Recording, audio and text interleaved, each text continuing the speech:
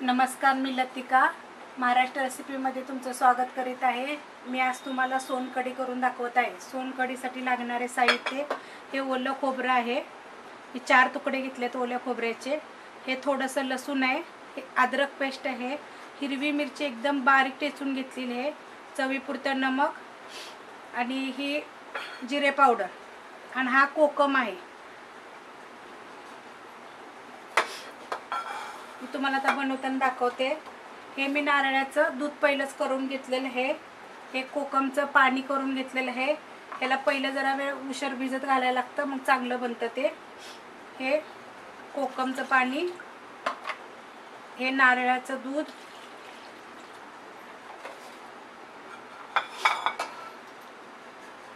हे जिरं पूड भाजलेली आहे, जिरं भाजून बारीक करून घेतलेलं आहे,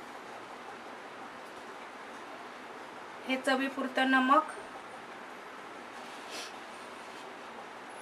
ह्या फुलपत्रामध्ये हे अद्रक टाकते बघा, मी बारीक खिसून घेतलेलं आहे, ही मिरची आणि हा लसूण।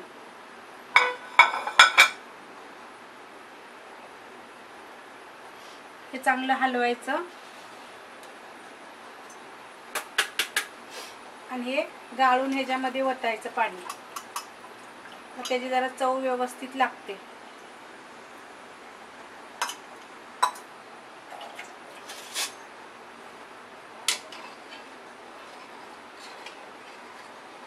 हे बघा सोनकढी, ह्याच्यामध्ये आपण कोथिंबीर टाकू शकता।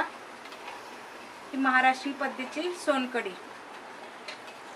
तुम्हाला जर आवडली तर लाईक करा, सबस्क्राईब करा आणि कमेंटमध्ये सांगा की ही कशी वाटली ते।